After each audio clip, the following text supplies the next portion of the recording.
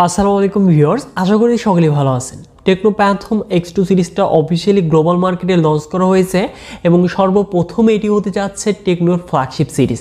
তো এই সিরিজে মোট আমরা দুটি স্মার্টফোন দেখতে পারবো, phantom X2 and phantom X2 Pro।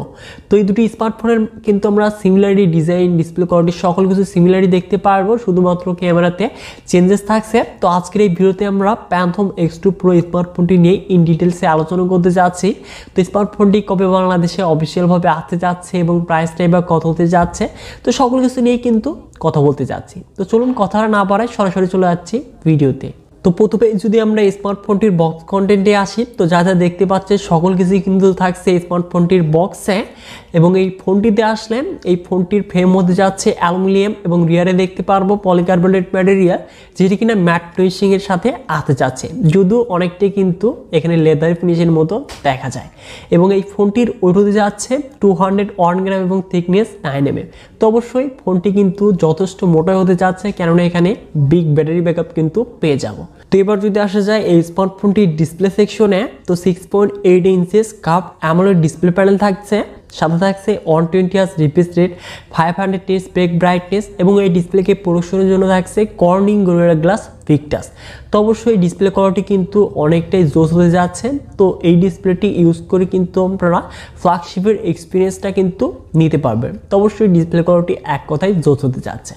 তো এবার যদি আসা যায় এই স্মার্টফোনটির পারফরমেন্স সেকশনে, তো অ্যান্ড্রয়েড ভার্সন 12 এর সাথে হাইয়েস্ট 12 রান করবে। চিপসেট হিসেবে থাকছে মিডিয়াটেক ডায়মেনসিটি 9000, যেটি কিনা 4nm আর্কিটেকচার তৈরি একটি অক্টোকোর প্রসেসর, জিপিইউ মালেজি 710। তো অবশ্যই এই চিপসেটটি থেকে কিন্তু আমরা 9.5 লাখের চাইতে বেশি কিন্তু আন্তর্জাতিক ব্যাকপ্যাক স্কোরটা দেখতে পাচ্ছি এবং গেমিং পারফরমেন্সটাও কিন্তু আমরা যথেষ্ট ভালো দেখতে পারবো। তো বুঝতেই তো পারছেন এটি কিন্তু ফ্ল্যাগশিপ ক্যাটাগরির একটি চিপসেট। তো এই চিপসেটটি থেকে আমরা যে কোনো গেম কিন্তু মিডিয়াম টু হাই সেটিংসে ইজিলি প্লে করতে পারবো এবং হিটিং প্রবলেম ল্যাগ এগুলো দেখা কিন্তু পাবো না। তো অবশ্যই গেমিং পারফরমেন্সটাও কিন্তু ভালো পেতে যাচ্ছি। তো এবার যদি আসা যায় এই স্মার্টফোনটির ক্যামেরা সেকশনে, তো রিয়ারে থাকছে ট্রিপল ক্যামেরা সেটআপ, যার মেইন ক্যামেরাটি 50 মেগাপিক্সেল, সাথে থাকছে 50 megapixel 2.5x optical zoom lens, আরও সাথে থাকছে 13 মেগাপিক্সেল আল্ট্রা ওয়াইড। তো স্মার্টফোনটির মেইন ক্যামেরা দিয়ে আমরা 4K ভিডিও সর্বোচ্চ 30 fps রেকর্ড করতে পারবো। তো স্মার্টফোনটির 50 মেগাপিক্সেল অপটিক্যাল জুম লেন্স দিয়ে কিন্তু আমরা ক্যামেরার মতোই এখানে ইউজ করতে পারবো, মানে যখন জুম করব তখন কিন্তু লেন্সটা বেরিয়ে আসবে একদম কিন্তু ক্যামেরার মতো। তো অবশ্যই এখানে কিন্তু তারা ক্যামেরাতে খুবই ভালো কাজ করেছে এবং পিকচার কোয়ালিটি কিন্তু যথেষ্ট আমরা মেইন ক্যামেরার ভালো দেখতে পারবো। তো দেখতেই পাচ্ছেন পিকচারগুলো। তো এখানে কিন্তু ডিটেলস, ডাইনামিক রেঞ্জ, কালার যথেষ্ট কিন্তু এখানে ন্যাচুরাল রাখারই চেষ্টা করেছে এবং নাইট মোডের পিকচারগুলো কিন্তু যথেষ্ট ভালো হতে যাচ্ছে। তো দেখতেই পাচ্ছেন ডিটেলস সকল কিছুই কিন্তু আমরা এই ফোনটির পিকচারগুলো ভালো দেখতে পারবো। তো পিকচারগুলো কেমন লাগলো আপনাদের কাছে তা কমেন্ট বক্সে কমেন্ট করে জানিয়ে দিবেন। এবং ফোনটির ফ্রন্টে থাকছে 32 মেগাপিক্সেল সেলফি ক্যামেরা। তো এবার যদি আসা যায় এই স্মার্টফোনটির কমন ফিচার্সে, তো সকল ধরনের কানেক্টিভিটির সাথে সকল ধরনের সেন্সর দেখতে পারবো এবং এই ফোনটি সিকিউর হিসেবে দেখতে পারবো আন্ডার ডিসপ্লে ফিঙ্গারপ্রিন্ট স্ক্যানার, যেটি কিনা যথেষ্ট ফাস্ট। সাথে থাকছে 5160 mAh ব্যাটারি, যেটি কিনা 45 ওয়াট ফাস্ট চার্জিং সাপোর্টেড। তো এখানে যদি 8 ওয়াট ফাস্ট চার্জিং দিত তাহলে কিন্তু আমার কাছে বেস্ট মনে হতো। তো এবার যদি আসা যায় এই স্মার্টফোনটির পজিটিভ এবং নেগেটিভ সাইডে, তো নেগেটিভ সাইডগুলো নিয়ে কথা বলতে গেলে অবশ্যই এখানে কিন্তু সিঙ্গেল স্পিকার দেখতে পারবো, 3.5mm অডিও জ্যাক ম্যাচিং থাকছে এবং কোনো প্রকার আমরা মেমোরি কার্ড এক্সপ্লেন করতে পারবো না।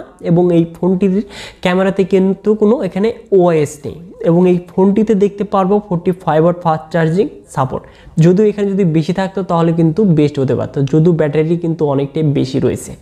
তো এবার যদি আসা যায় ফোনটির পজিটিভ সাইডে, তো এখানে আমরা ইউনিক ডিজাইনের সাথে এখানে অপটিক্যাল জুম লেন্স দেখতে পারবো এবং এই ফোনটি দিয়ে 4K ভিডিও 30 fps রেকর্ড করতে পারবো এবং এই ফোনটিতে দেখতে পারবো আমরা কার্ভ ডিসপ্লে প্যানেল। তো অবশ্যই এই স্মার্টফোনটি যদি 50,000 টাকার আশেপাশে বাংলাদেশে আনঅফিসিয়ালভাবে পাওয়া যায় তাহলে কিন্তু বেস্ট হতে পারে। তো এবার যদি আসা যায় ফোনটির প্রাইস এবং লঞ্চিং ডেটে, তো এই স্মার্টফোনটি আমরা বাংলাদেশে অফিসিয়ালভাবে দেখতে পারবো না, কেননা এই সিরিজটা বাংলাদেশে কিন্তু অফিসিয়ালভাবে আসে না, কিন্তু আনঅফিসিয়ালভাবে দেখতে পারবো, কিন্তু আমাদের লেট হবে, হয় জানুয়ারি বা ফেব্রুয়ারি মাসে আসতে পারে। আসলে এই স্মার্টফোনের প্রাইসটা আমরা 60 থেকে 65,000 টাকার আশেপাশে কিন্তু দেখতে পেতে পারি। যদি 50,000 টাকার আশেপাশে লঞ্চ করা হয় তাহলে কিন্তু ভালো একটি অপশন হতে পারতো। তো এই বাজেটে যদি এই স্মার্টফোনটিকে লঞ্চ করা হয় বা কত টাকায় এই স্মার্টফোনটি অফিসিয়ালভাবে লঞ্চ হলে ভালো হয় তা অবশ্যই ভিডিওতে লাইক করে কমেন্ট করে জানিয়ে দিবেন এবং এই চ্যানেলটিতে নতুন হলে চ্যানেলটিকে সাবস্ক্রাইব করে হয়ে যান ফ্যামিলির একজন নতুন সদস্য। সো ভিডিওর দেখা হচ্ছে শীঘ্রই নতুন কোনো ভিডিও নিয়ে।